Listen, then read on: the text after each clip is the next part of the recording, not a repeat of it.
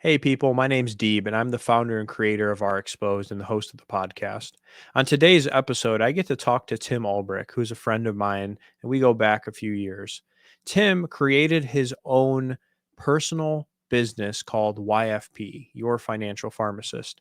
He realized while he was in the academic world that there was a gap in education and knowledge of personal finance of healthcare individuals and pharmacists, especially. So, he built his business and really worked on it, and then decided one day that it was successful enough after publishing a book and having a ton of other resources that are available to go out and branch off and do his own thing. So Tim is an awesome individual. He shares a ton of insights on this episode. He talks about his pathway, tips and tricks on if you're looking to start your own business or get into your own side hustle, what could that look like? He talks about some challenging issues within personal finance.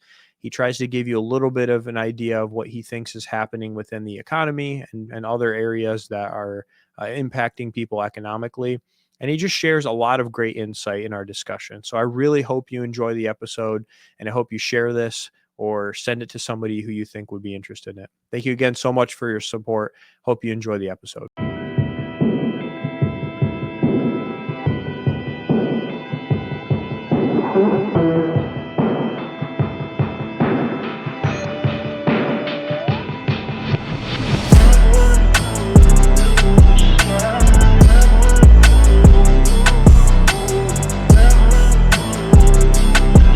Welcome to the RxPOSED podcast with your host, Deeb. Tim, welcome in. Welcome to the show, RxPOSED podcast here. I'm really excited to chat with you today, and thank you so much for joining us. How are things going with you? They're going well. I've been looking forward to this interview, Deeb. You and I have known each other for a while now, dating back to some collaborations we did when you were in pharmacy school through APHA, and I've always admired your work, your passion for the profession, and your willingness to ask good questions, right? Hard questions about where are we going as a profession, and what are some of the opportunities and the outlook. So this conversation is one I've been looking forward to. Yeah, I really recall, and this is actually, believe it or not, I think like the second or third podcast that we've done together. I think Yes.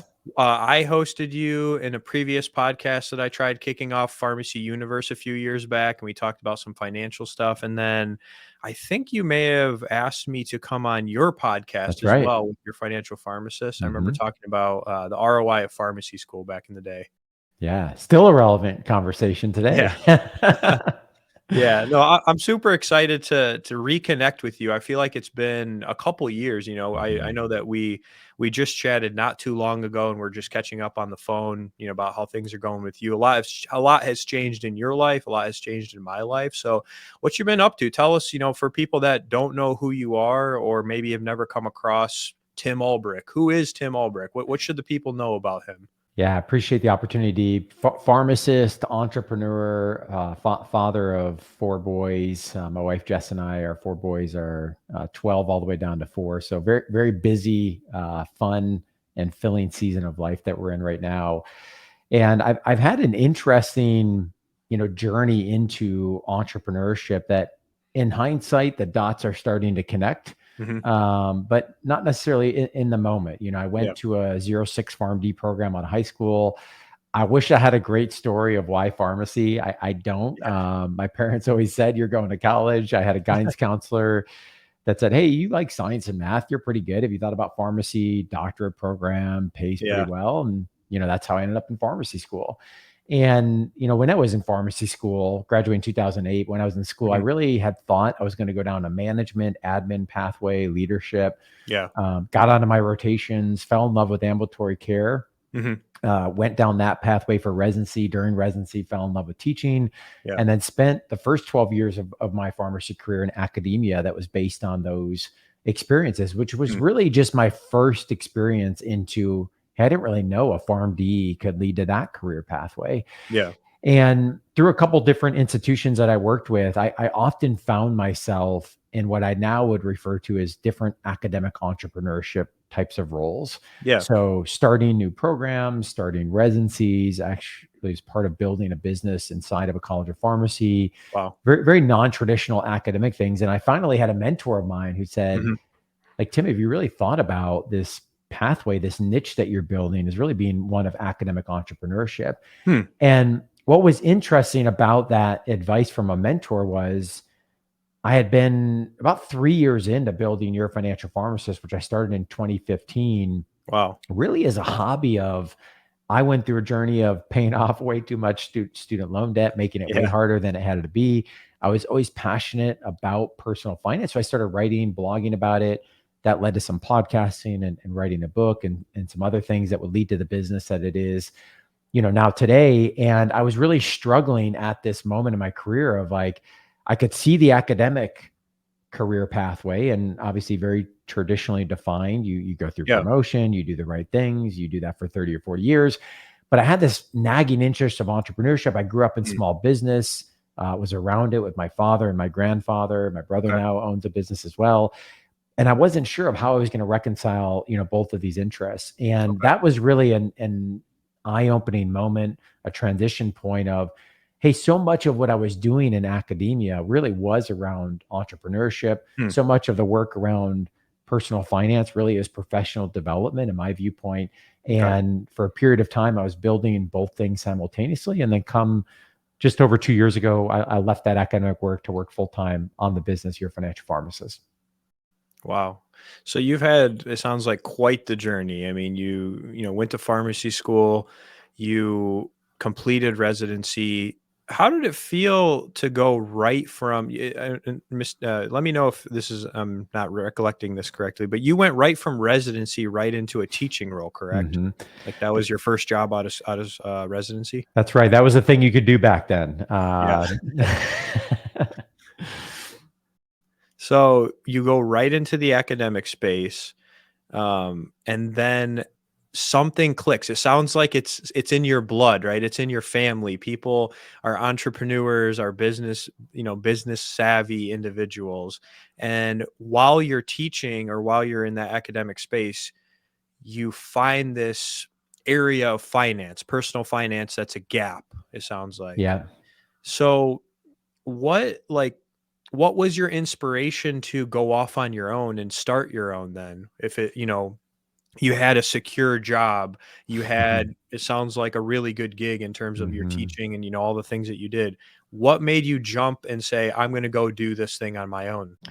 Yeah, and I wish I had a like, hey, it was one moment, right? But Mhm. as is true in most stories that you'll hear where people make these kinds of transitions, Yeah. it's a cumulative compound effect of different experiences over time. And for me, it really came down to impact, right? So Okay. one of the things that gives me warm and fuzzies every day still is I get to hear from pharmacists on a weekly basis, sometimes multiple times a week, Mhm. that maybe they've read a blog or they've listened to a podcast or they read our book or they attended a webinar and they'll Mhm. say, hey Tim, I did this and because of that something happened, right? I Mhm. pursued a difficult conversation with my spouse around money. I was able to help my Okay. parents with this area. I was able to get intentional about saving for X, Y, or Z, or we were able Yeah. to make this purchase or pay down our debt. Mhm. And it was those moments over time where I was like, wow, I had never thought about the value and role that I could have in my profession as serving in this way, right? I was very Mhm. much on a traditional linear path Yep. of you're trained to be a clinician, you be a really good clinician. Right. And I think the academic path sort of opened my eyes initially outside of, okay, there's a opportunity to impact the profession in a different way, right? So Yeah. if I can effectively teach and mentor and motivate students, Mhm. and they are going off and many of them having positive experiences impacting patient care, wow, there's a lot I can do that's going to be bigger than what I could ever do in a one-on-one patient care type of environment. Okay. And I started to see that same thing on the personal finance where, I could talk to a group of 100 or 200 or 300 people, Yeah. and I would quickly see, and I knew from my personal experience how much our personal financial situation is tied to Yep. how we approach our work, our career satisfaction, our ability to think innovatively, our ability to take risk, our willingness to take risk. And all of a sudden, I've always been a big proponent of, hey, the status quo in pharmacy isn't working. We need people that can take some risks, are willing to take risk. And the Right. number one barrier that I see to that, Deeb, is the financial situation. I Yeah. would love to do X, Y, or Z, but I feel like I can't because I'm suffocated by Yeah. insert any financial challenge. Yeah. And it really opened up my eyes to, I think we really have an opportunity, my partner Tim Baker and I at Your Mhm. Financial Pharmacist, to have a transformative impact on the financial wellness of our profession, Mhm. that through that work is going to really help our profession go in the direction that it needs to go. So it was multiple moments, through that journey. And as I Mhm. mentioned at the beginning of this, I can now look back and probably will say the same thing in 10 years, Yeah. now look back and I could see the dots connecting. At the moment, though, it was one step at a time. So it sounds like you realized in your journey that there was opportunity and a topic. I mean, when you think about this, from a large scale perspective, finance impacts everyone, Yes. whether we like it or not. It's larger than healthcare, it's larger than pharmacy. It impacts everybody's day to day. So you linked the concept of finance or personal finance with your profession, pharmacy and healthcare. You brought the two together and said, there's issues in this area of understanding, and I'm in this profession. So how can I use my knowledge and passion for that to build something that's, going to help people essentially? Yeah, that's exactly right, Deeb. And I really believe that most businesses, especially ones that are going to sustain you energy wise, are Mhm. built on the back of, finding a problem that maybe a Mhm. solution has not been identified or is lacking, and is one that people are willing to invest in and pay for. Yeah. And what I really felt like, starting based on personal experiences, is there's a lot in this space in general. There's a lot in this space focused on physicians, Mhm. nurses, dentists, other healthcare professionals, Hmm. but there's a gaping hole in pharmacy. Okay. And I'll be the first person to say that, if we're talking about student loans or budgeting or investment or retirement planning or tax planning, Yeah. it's not different for pharmacists than it is for, a physician or a PA or any other person. Right. But what matters, and what I really picked up on, is that it's the sense of community. It's the sense of, hey, if you're talking about this topic and you're bringing especially personal experiences or experiences of other pharmacists, I Yeah. can connect with that. And through connection, I Right. can take action that's going to lead to results.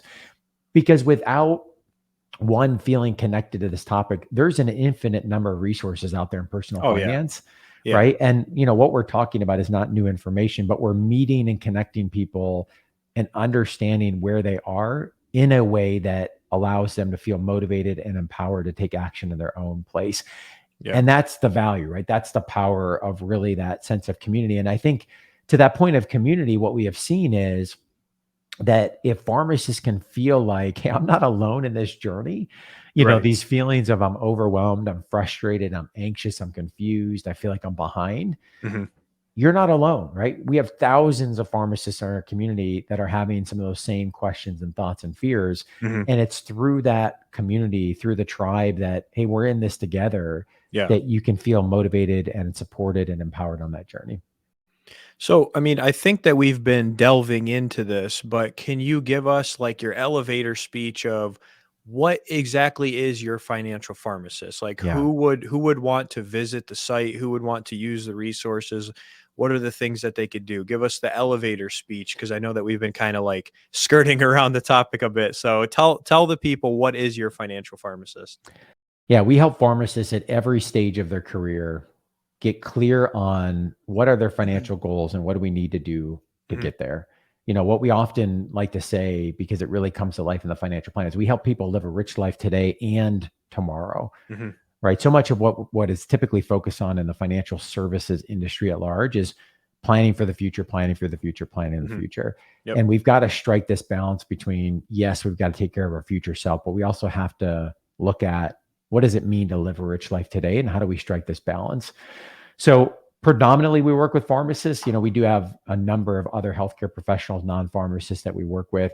But what that practically looks like is everything from, if you go to the website, yourfinancialpharmacist.com, we've got a library of resources available for free on a variety of personal finance topics at all different stages of the career. Yeah. And then all the way up to, we've got a team of certified financial planners and tax professionals that do one-on-one fee-only financial planning. We work with households all across the country. I think we're now in 44 states. Yeah. And then we've got a CPA that helps on the tax planning, typically working with individuals that are looking for more of that year-round type of work on the tax optimization side. So we've got some things that are in between that as well, but really where personal finance and pharmacy intersect. And to your point, this applies to everyone, right? Whether we like it or not. Yeah. And so we understand, there are folks out there that, want to engage and just learn and maybe do some DIY. And then there's folks that are really looking to have that relationship one-on-one and more of that traditional planning relationship. Okay. And I mean, I recall, so just from my past experience and, looking at the resources and some of the stuff that you guys provide, like when we were buying our first home a few years ago, I remember going to the website and it was like one of the first things I thought of was, I wonder if they have anything on the topic. And I remember taking a look at some of the resources that you guys had posted online. And I was like, wait, these are free?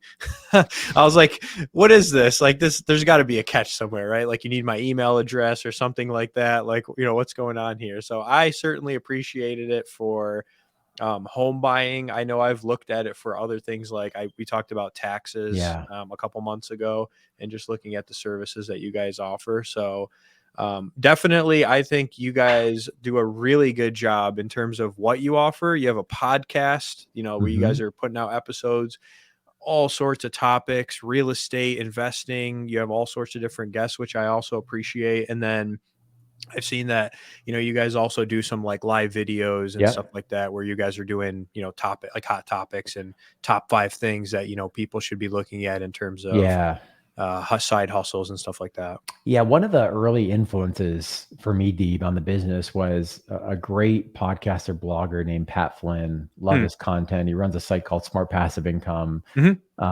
Just great content. And, he really preaches the importance of, especially in a service-based business like what we've been working on for the last several years, is providing really good value and content. And then for those that are looking for more, through the valuable content they've engaged with, they will then work with you if and when the time is right. And that's the philosophy we've done, to your point about, if you look at, I think we're 300 and something podcast episodes in, a ton of blog articles, different webinars that we're doing. There certainly is a business behind that a percentage of people are going to come work with us. But 90+% of our community engages in free content that we hope they look at that and say, hey, that's really valuable content that served me well. And often folks will come to us and they'll say, hey, Tim, I've been following you for 2 or 3 years. I listened to a podcast, I attended a webinar, whatever may be the case. And because something happens right now, we had somebody reach out this week that, hey, I had an inheritance, or, we've got a young family, we're buying a home, or whatever may be the case. We really feel like we need more help than what's in a blog article, podcast, whatever may be the case. So, So it just gets people, it's like, it gets people a dose of, you're kind of educating them piece by piece. And then once maybe a life event happens something big happens in their life, then they're maybe turning more towards you guys then as their resource for, like I just talked about, the, home buying and that sort of thing. Yeah, absolutely. Gotcha.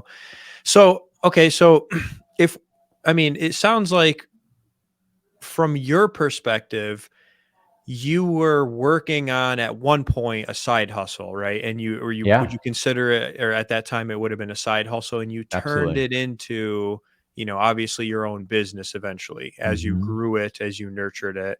So if someone is out there right now, we know that this is kind of a controversial topic in healthcare. People are looking for side hustles. They're maybe looking for way out of, their jobs or careers, or how do I transition? I don't want to be in healthcare or pharmacy or whatever anymore. Can you walk us through like what tips and tricks you would have for those individuals? How would you go about identifying a side hustle? Yeah. How would you go about starting to build that and nurture it from your perspective? That's a really good question, Deeb. And it's interesting you mentioned the controversial aspect of this. We see this as one of the areas of most interest in our community. And sometimes the motivations are, hey, I'm looking to earn some additional income. Some Mhm. are, I have this entrepreneurial itch that I want to scratch, or I have this other passion I want to pursue that maybe is not being fulfilled, in their day Yeah. job. For others, it's maybe I don't want to do this anymore and I'm looking for other avenues, right? Let's call it what it Yeah. is. And so I think getting clear on that vision is really important. Like what is driving this Mhm. interest? And there's not a Mhm. right or wrong answer to that. No, Yep. are you running towards something? Are you running from something? Maybe a little bit of both. And, as I look back on my journey, it was very much hobby to side hustle to business. Okay. And, we're now 8 years in. And I would say it really was about 4 years in where I would call it like, this is a legit business. Okay. For a very long time, at least the first year or so, I would say it was Mhm. a hobby. Okay. And, I think sometimes we confuse businesses with hobbies. So if Right. you're spending a lot of time and you're putting something out there and you're not making money, like Mhm. that's a hobby, right? So Yeah. hopefully we like Yeah. what we're doing. And then there were some monetization opportunities, but that only came after I validated the idea and the interest. Right. So, building an email list, I was putting together content, Mhm. giving presentations for free or doing webinars or different things. Okay. And then I started to see the momentum of the validation of the idea. And okay, here's a monetization stream or here's a Yeah. monetization. And Yep. those doors only opened up through the experiences. I couldn't have predicted what those were from Jump Yeah. Street. Maybe I had a few different ideas. Yep. Okay. And then from there was some, okay, let's do more of this. Let's do less of this. And over time that grew into a business. Hmm. And I share that because I think there's a tendency to over glorify the side hustle or the entrepreneurship, maybe in part Yeah. due to social media. Yep. And like, I want this to be financially successful tomorrow. Yeah. That is rarely the case, right? Mhm. I mean, there might be some quick things you can do to side hustle. I don't know if I'd call it a side hustle. Maybe you pick up some extra work, or you contract some Mhm. hours. Yep. Those are really more additional work hours. Right.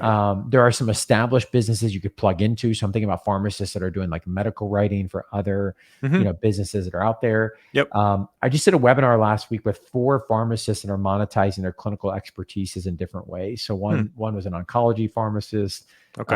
that built a really fascinating business model to help make oncology more accessible to everyday Yeah. providers versus a more traditionally residency trained pathway. Hmm. One was a geriatrics pharmacist doing a lot on the deprescribing front. One built a tech software platform, so more on the IT side, and then one was running a medical writing business. And I Mhm. share those 4 because often I think it's helpful to answer your question to go look at like, what are our other pharmacists doing in this area? Yeah. And what interests me, what doesn't, what are the challenges, what are the upside, what does this Mhm. look like, what's the barriers to entry, and what's the goal? Again, what am I trying to accomplish or achieve? So am I looking for Okay. something that I could do 2-4 hours a week to earn a little bit of extra income so that I can Right. take an extra vacation a year, but I'm not thinking about leaving my job necessarily? Yeah. Or am I trying to build a business, Yeah. or anything in between? Yep. And again, I think sometimes the patience part of this, as painful as it is, Yeah. most pharmacy entrepreneurs that I talked with, number one, like probably social media has given a greater appearance of what they've built versus what is reality. And number 2, Yeah. it's taken longer. It's less of a jump in the deep end. It's more of a slow ramp Yeah. that they've been building over time. And Mhm. usually what that means is they've been building over years while they're working a full-time job. Yeah. For me, that was 5 years, 6 years of building Your Financial Pharmacist while I was Mhm. working full-time in academia. So it's really not get rich quick. Definitely not. Contrary to what you'll see on social Definitely media, not. right? Like you should click on this link and you'll, send this guy your credit card and then he'll give you $1 billion Yeah. or something weird like that. Like some sort of, weird scammy type stuff. Yeah, Those things, do you think that those things exist? Like, can people actually get rich quick, or is that just kind of like a, I mean, I think there's always like one-off things that happen, right? Somebody becomes a unsuspected instant influencer on TikTok or something, and now they yeah. can generate affiliate revenue. But if I'm playing the game based on odds, I'm never playing that game. Yeah. Right. You talk to Yep. most entrepreneurs that have been successful, sustained success over a period of time. Yeah. It was a slow grow with a lot of grind and a lot of ups and downs. And I think one of the challenges, Deep, for pharmacists is often it means a step back to take a step forward. And Right. that step forward might be many years in the making. And so Yeah. you've got to get clear on what am I doing and why am I doing? And this is the golden handcuffs concept that I talk a lot about, that, Mm. if you're in your mid 20s, late 20s, early 30s, whatever, and you're making $120,000, $130,000, the path to entrepreneurship where you might be making zero or making an investment Yeah. to hope something grows when the failure rates of the data show what they are, that's a lot harder of a move to make versus Mhm. if I'm starting at a much lower salary point, I've got much more upside and not a whole lot to lose. Right. And Yeah. I think one of the things holding back our profession right now is we need disruption, we need innovation, Mhm. and the stomach for risk is pretty low, I think, because of, the circumstances that we often find ourselves in, where take a new graduate, they're typically making great money and they have a lot of Right. debt. Yep. That does not incentivize taking risk. Yeah. Because you're coming out of school, especially newer graduates, with that, what is it, like average of 170,000, I think was Yep. Just the. shy of that now. So you're coming out of school with that debt and you're making a reasonable income compared to the general population, but you're paying off that debt in the meantime, trying to afford, all the other things. So then you add into the equation, let me go start my own business or side hustle. And it's like, well, man, like, I'm making $0 for 5 years or Yes, $0 for 2 years before any of this that's amounts to right. anything. So, I mean, I definitely see that perspective. You have like, we go to school for 6+ years, right? Like Yep. that takes patience. Patience. Patience. But it also puts us in a very structured linear path that can, Yeah. reduce some of the creativity. And, I Yep. think what you're sharing to me validates, Hmm. like, build something while you have the security. So this is a mindset shift, right? But if Hmm. I look at it and say, hey, well, I make 120, 130, and my alternative is I go to zero and I try to build something, maybe it works, maybe it doesn't. The reframe is, wow, like, what other professions at this Yeah. age can make $120,000 with a lot of flexibility Yeah. in how you use your time? Maybe we don't like all of that time, but Yeah. of how we work and the money we make to then be able to have the freedom financially to go build something. That's a completely different way of looking at it. Hmm. I've talked with pharmacists who are able to craft their schedule where maybe they're building something entrepreneurial or they're investing in real estate or whatever, Yeah. where they work 3 long days out of the week and then they kind Hmm. of carve out this entrepreneurial space to be Mm. working more concentrated otherwise. So, Yeah. having that foundation where you could work full time, making a great income that can be the backbone in the emergency fund Hmm. to build, I think is a really valuable way of looking at it. Yeah. And I think the one point that you made that really resonates with me and I think is super important for people to evaluate would be, is it a hobby or is it an actual business? Mm-hmm. And you can turn hobbies into businesses, as you well know, but differentiating between those is super important, because if you're doing it for a hobby, for fun, to get away from work, to get away from, whatever it is that you're doing in a daily basis, then you may not be turning that into a business ultimately. It might just be your escape from, That's right. work and that sort of thing. Yeah, or it has some auxiliary value. Let me give you a for instance in the moment. So I started Mhm. roasting coffee, Deep, a Okay. little over a year ago, and just always been intrigued by making this more of a homemade thing. And, in part, I was looking at it as like, hey, maybe there's something here that I could teach the boys a little bit about, Hmm. starting something and branding and marketing and setting up an entity, and just for them to see that at a very granular level. Yeah. And so I started with a stovetop kind of whirly pop, old school popcorn maker, Okay. imperfect, but was fun to do. And really the value that came early was just that feeling of like you're creating something and enjoying it, right? Hmm. It's evolved a little bit, but to be honest, I'm probably selling, I don't know, a bag of coffee a week, right? Hmm. Maybe you call that a hobby plus Yeah. because it's got a little bit of revenue. Definitely not a side hustle yet. Definitely not a business. But the reason I Yeah. share that is, one, I really enjoy it. Yeah. Two, it's a great thing to involve my family in. And three, I don't have the financial pressure of like, this has to work out as a Right. business. And that really goes back to what I was sharing of, if you're Mhm. building something that you're passionate about, that's going to take a while to build, Yeah. but you have the financial security of your job to be able to do that, you can then approach that with the confidence and the freedom that it needs Yep. without the pressure and the scarcity of like, I need this to replace my income. Yeah. Yeah, no, that's a really great example. Coffee, I mean, there's a lot of things that people get into these days. Like I've been recently getting into, and it's well, not more. I want to share. It's awesome that you're getting your boys into it because it's Yeah. great to to try to get them to kind of get into something or maybe have an activity and a hobby that you can share together. But one hobby that came back to me recently that I don't know if you have any connection to this at all. But sports cards, sports trading Yes. cards. Hmm. So, I grabbed like my old collection my mom had at my parents' house, and she was like, "Do you want these?" And I was like, "Yeah, I'll take a look at them." And so I grabbed. There's got to be like 1,000 cards, basketball, football, all sorts of stuff. And I just started like opening the pages and looking through stuff, and I was like, "Man, this is like really. So This is like fun. it's like nostalgia. You just get that like." Totally. I was a kid once, I was a teenager once Yes. feeling, and you just like look through the cards and you're like, oh, I remember this card. I remember, trading someone for this.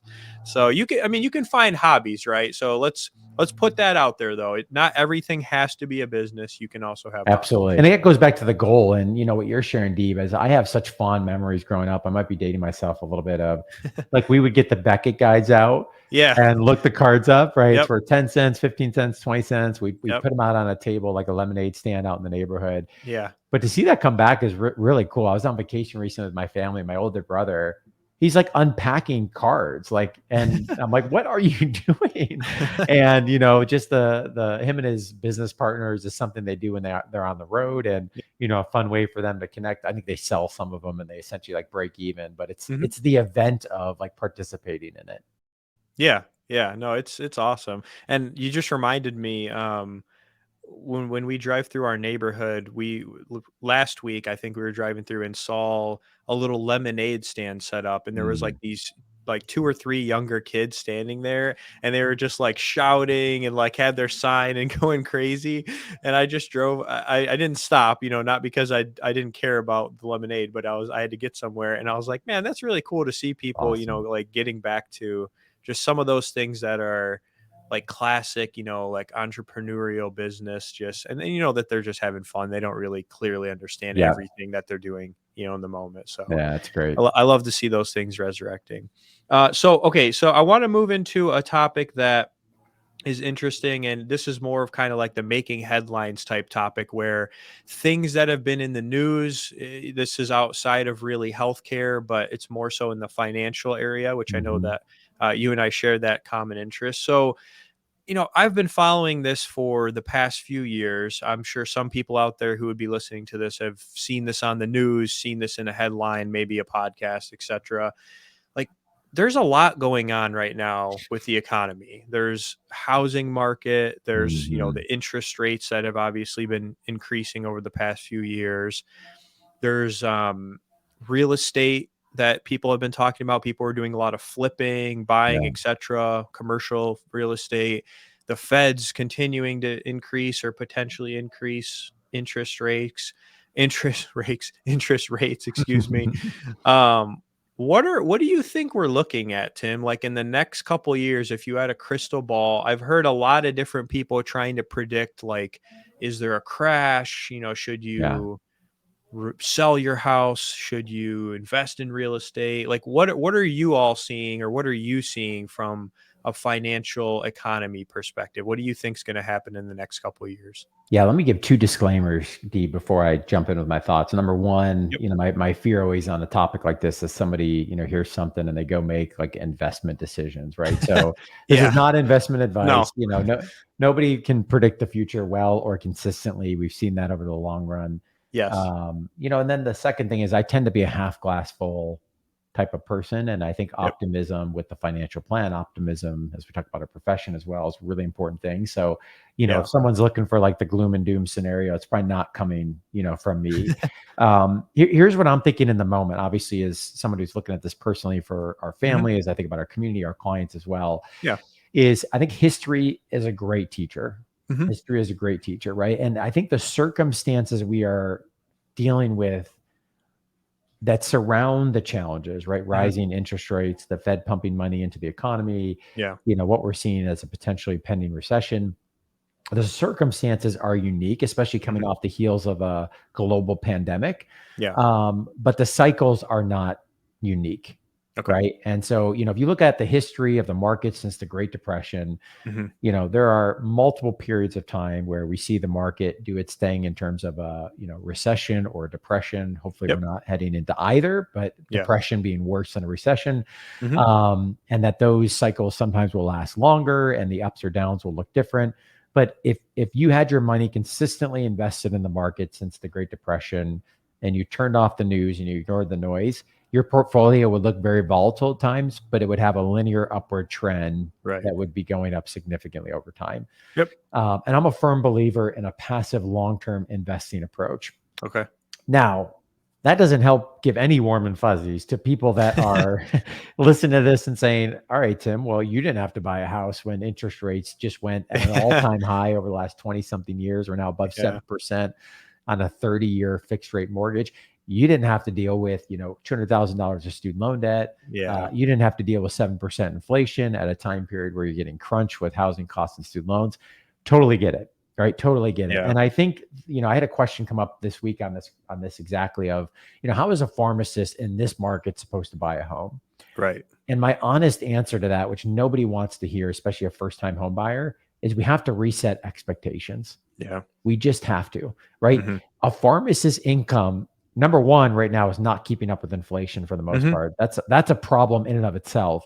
Yeah. But when you add on top of that, what's happening to the debt to income ratio, predominantly because of student loans, Mhm. and also what's happening in the home buying market, just as two other significant factors, the percentage of discretionary income that's available to a pharmacist today Yeah. is very different than when you graduated than when I graduated. And the problem is, when I graduated in 2008, what a pharmacist was making then on average versus a pharmacist what's making today, that number is a net as higher. But if you factor in Yeah. inflation, it's lower. And Right. if you factor in rising debt loads and housing prices, it's much lower. Right. Right. And so what I'm most concerned about is the class of 2023, 2022, 2021, 2020 grad that's Mhm. trying to buy a home at this high interest rate market. Now, if you talk to my Yeah. parents or others, they'll tell you, oh, 7%, that's not bad. We had to deal Right? with the teens, They're right? like 50%. Yeah. But the Yeah. challenge, Deep, is, I graduated in 2008. All I've known in terms of my personal financial experience, at least where it's mattered, is an Mhm. upward trend in the market, right? Right. Outside of the dip at the beginning of the pandemic and outside of the volatility we're experiencing right now, Right. the market's only looked one way. And I do think there's a risk in that, is that we tend to probably come at this with an overconfidence because we haven't lived through the Yeah. Great Depression. We haven't lived through a significant recession. I was a resident when the 2008, 2009 mark. I didn't feel it right in that Yeah. moment. Yeah. And so, the challenge I'm seeing is percentage of take-home pay Okay. that is being allocated toward a home. So if you look at a 7% interest rate on a home versus a Mhm. 3% rate, which is what you could have got, back at the beginning of the pandemic, Yeah. what you're able to buy for the home at the same monthly payment is shocking. Yeah. Right? We're talking about, Yep. if you're looking at a $400,000 home a few years ago, 3%, and you want to have that same monthly payment today, you're probably looking at a home closer to 250. Yeah. Yep. Vastly different. So that's one problem. But the other problem is what's happened to home prices in 3 years. They've gone the other direction. So Yeah. what you could have bought for 400, what you need to buy now for 250, totally different in terms Oh, of yeah. what you can do. Yep. So resetting expectations, I think, is huge, because what I felt the pressure of, and I think this might be true for a lot of people listening, Yeah. is the home that my wife and I were buying as our first home was the home that it took my parents 30 years to get. That's Right. true. Yeah. And, the Yeah. idea of renting was as a non, like, we're not doing it. And Mhm. we want to move into our forever home from Jump Street. We want to have 4 bedrooms. So, we don't have, all those things. Yeah. And obviously every market is different, but I think we're being forced to reset expectations because the numbers don't lie. If you're still making 120,000, whatever that number is, that's a good income. Right. But when you factor in taxes, when you factor in a mortgage payment, and now we're getting ready to turn on student loans next month, which have been off for 3.5 years, Yeah. right? If you get Sheesh. average debt load Deeb, of let's say $170,000 on a 10-year standard repayment, we're Yeah. now throwing in another 1,800 to 2,000 a month Mm-hmm. toward our student loans. So if a pharmacist is making 120, let's say they're taking home $7,000 a month, 2,000 is going toward their student loans, easily 2,000 or more, is going toward a home. They've got Mm-hmm. other expenses. That discretionary income piece of the pie is becoming very small. And Right. that's the thing that worries me, is that's going to eat away at one's ability to save and invest for the future, or to Yeah. achieve other goals, or, to my comment earlier, to be able to live a rich life today as well as plan for the future. So I'm Yeah. concerned. I'm not going to try to predict. I do think that cycles will tell us that, the beginning of the pandemic and the downturn we saw, that was somewhat of a blip. Yeah. But if you go back to 2008 to now, we're experiencing the volatility now. And obviously the amount of dollars that were pumped into the economy Yeah. around the recession, to me, is of concern. Mm. I think that it's natural that we're going to see some type of correction that's going to happen. Gotcha. Yeah, and I mean, it is interesting. I mean, I try to also take a step outside of the box for just a second and think, like, if we're having this discussion about pharmacists and healthcare professionals who have obviously well above, the average person's salary, like, what is happening to people who have average or below average salaries? Just Yeah. general people, because if, we're talking like the housing market and affording mortgages and all this stuff, how are people like even surviving is my question. Because it's like we're talking about this with people who are in the, top, what, 20% of Yeah. income earners, probably Yeah. most people that are in healthcare. I really feel for the average person, I'll be honest, because it just makes me like think about that and like, what the Yeah. heck, like all the stuff that's happening and everything going up in price. Like that's just kind of, for me, that honestly like kind of hurts, just thinking Yeah. about that side of things, of like how your average person is probably really, really stuck right now in a weird situation. Yeah, and we're seeing that in the data. Unfortunately, we're seeing it in savings rates going down and credit card Hmm. debt balances going up. Right. Yeah. That's exactly what's happening. Right. So if your discretionary income is pinched, Yeah. it increases the propensity to take on debt, and it decreases your ability to save. Yeah. And so the question is, where does that come to a head? Right. What does that present? Does that lead to foreclosures? Does that Right. lead to further pressures on Social Security? Right. Many economic factors that are involved in that. Yeah. But I also don't want to underestimate, like, a six-figure income. That's a good income, but it's not a financial plan, Hmm. right? Right. And we can't depend on that alone. Yeah. The income is a tool in which we've then got to be able to put that to work. Hmm. And that's hard right now. That is really hard. I'm thinking of the people listening that, maybe they got a young family, Hmm. expensive with groceries, inflation, Yeah. activities. They're thinking about kids' college. They're paying down their own debt. They've got aging parents they're trying to care for. Yeah. Sometimes there's seasons of life where you say the goal is status quo. Yep. And that's just reality. And we've got to be flexible, throughout our careers. I mean, to be frank, Dee, Jess and I, my wife, we're feeling that right now with our four boys who, they still got a while to grow, but like Hmm. those different financial pressures are real. Of, sure, maybe we're not paying off student loan debt anymore, but add in other expenses, especially attributed to Yeah. inflation, other things right now. And, discretionary cash flow, it's like, sure, we'd love to have more, but it's just not there in the moment. Yeah. Yep. Yeah. No, I mean, it's tough, man. I appreciate your insight on the topic. I know a lot of people will relate to some of the things that you've talked about, and hopefully, they can, if not already, they can seek their own financial plan. They can seek their Yeah, own absolutely. resources, and hopefully that we can keep continuing to fight the fight, because it doesn't seem like it's getting any better for the moment. But like you said, we have to be optimistic about the future. So Mhm. hopefully we can keep increasing our knowledge of the topic for the future and just get better as times continue to change. I do want to ask you one other question, and this is really just something that I'm curious about. I don't know if you have the data. If not, it's completely okay. I'd rather just have you hear your thoughts on it. But one thing that always comes to mind for me too, when we talk about finances and the economy, would be presidential elections. Now, we're not going to get into the weeds here of politics, but I'm just curious. Have you seen any data on the impact of United States presidential elections on the economy? Like, is that a time where the economy tends to either go up, down, or sideways? Like, is there anything that you're aware of with those happenings? Yeah, and since this is a apolitical podcast, right?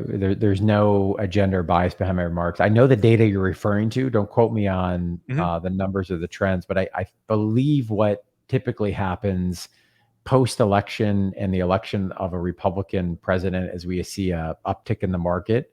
Okay. Typically, obviously, multiple factors that can be happening also at that same time, like a Right. pandemic. Yeah. And then a Democratic president, you may see some of the opposite just based on general policies of approach towards small business, approach Yeah. toward taxes, and all different types of factors. I Mhm. think sustain though, like to me, that's noise. Right. Right. So if I'm a long-term investor, like I personally am never thinking about trying to time that market of the election. Mhm. And knowing that, a year out, 2 years out, whatever, we're going to see some of those things even out.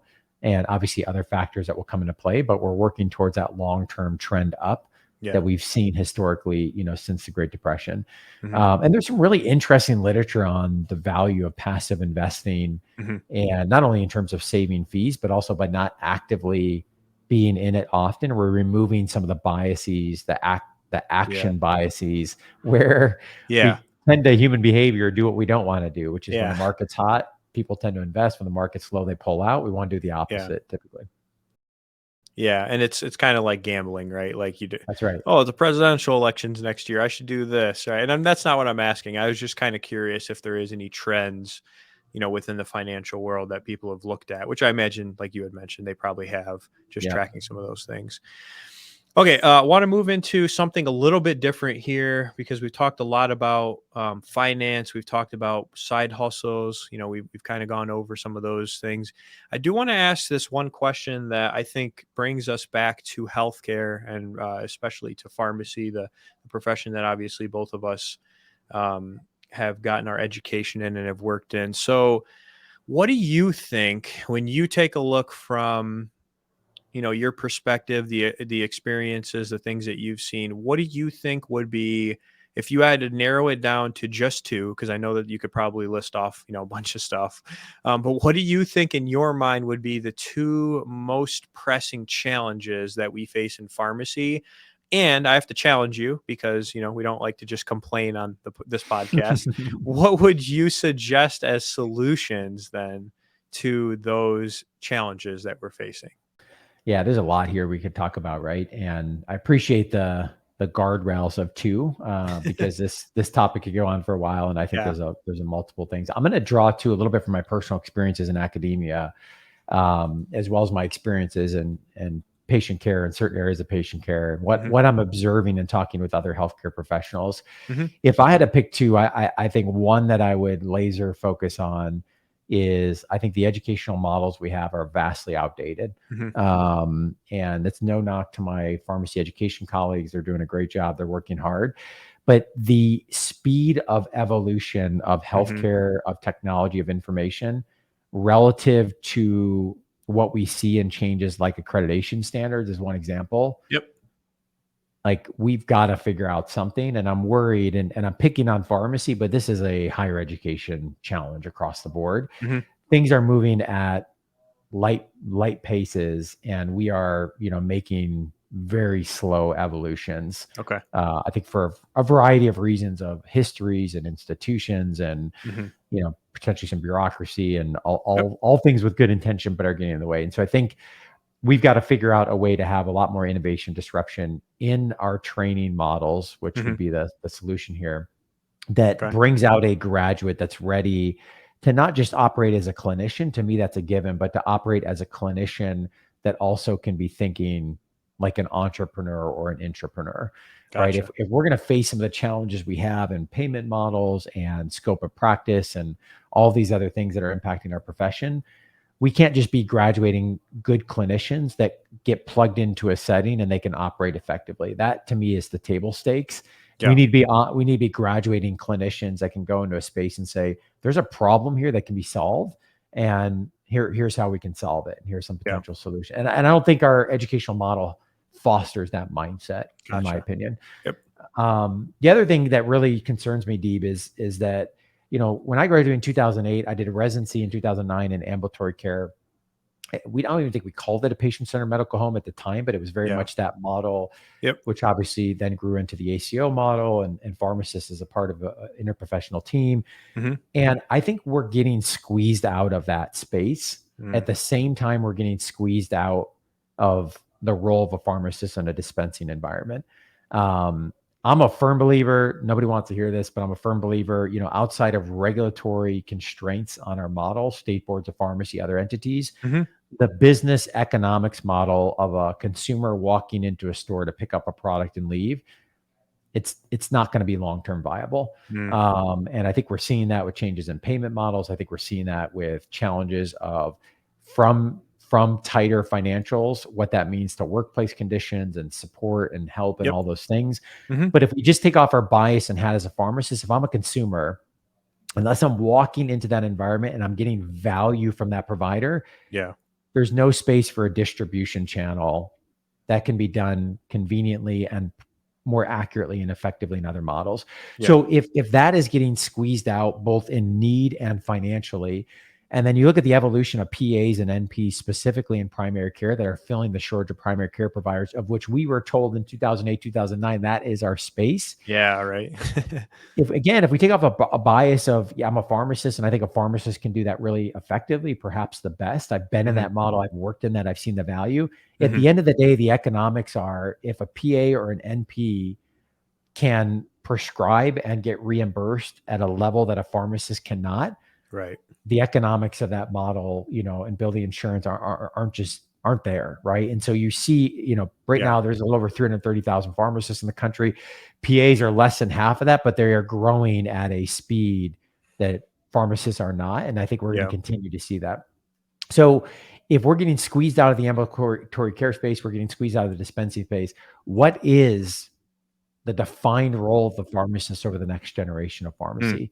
Mm-hmm. And I think the solution here, Deeb, is, I have great collaborations, relationships with our professional associations. I think the value they provide is incredible, but we need a more centralized, unified voice in our profession. We are too small to be as fragmented as we are on a state and a national level. Yep. And I don't know if one of the associations will provide this role, if it may be another group that brings together pharmacists in a different way. Yeah. But to have the advocacy, voice, and power that we need to define the role that leads to the sustainability of our profession, and hopefully more than just sustainability. To me, the solution is a unified voice of, we're not 1 million plus strong, we're 300,000 plus strong. And if you look at the pipeline, Deeb, of what's coming in, the numbers are going down significantly of graduates from where we were a decade or two ago. Yep. So lots to consider there, but from a macro view, those are the things that I'm thinking about. Yeah. So it sounds like our educational system needs some remodeling and updating, and to keep up with everything that's going on and evolution and et cetera. And then the second thing would be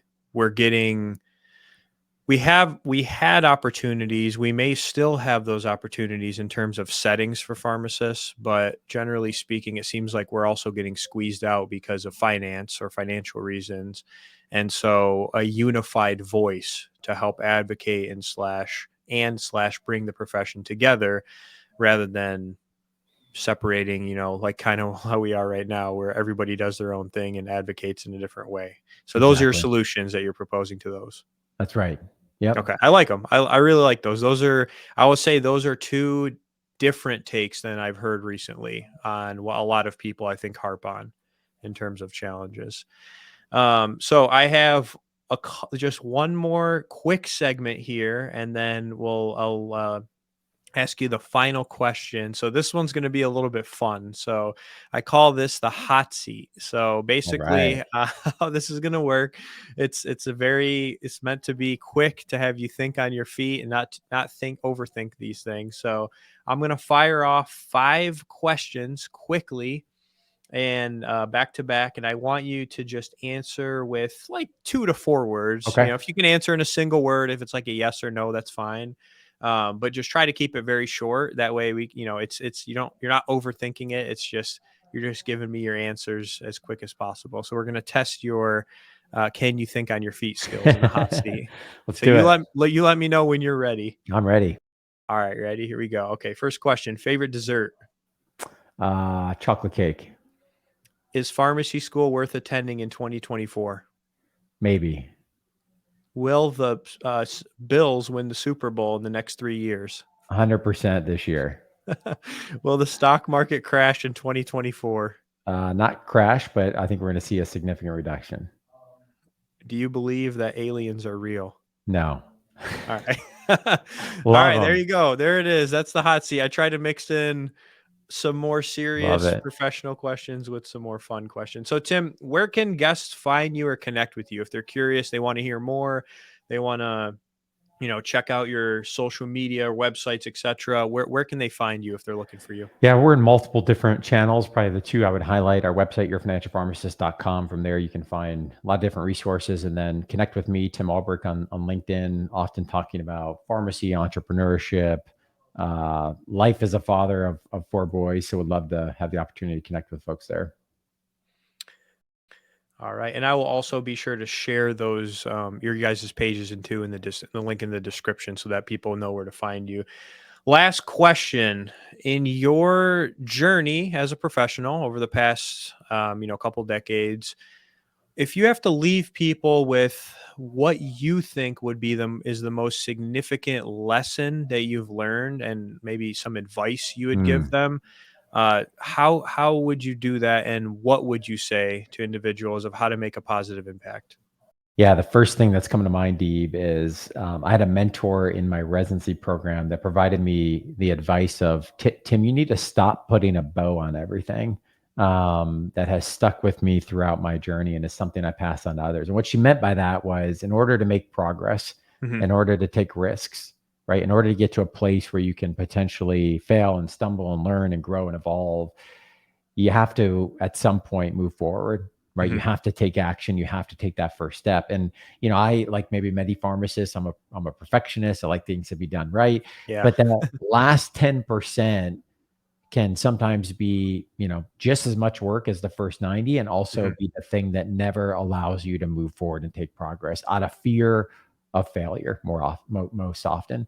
So that would be the advice that has been most impactful to me, that I would share, to others, that, in order for us to have the strides that we need in our profession, we need more pharmacists that are willing to take some risks, to put some things out there Yep. without necessarily having everything figured out.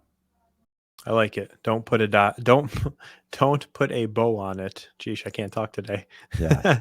That's awesome advice, Tim. It's really been a pleasure. I really appreciate you coming on the podcast. I hope that you had fun. I know I did, I did. and I will look forward to chatting with you in the future. And hopefully, any guests who are watching will also check you and your platform out. Thank you so much, Tim. Thanks, Steve. Really appreciate it. Appreciate it.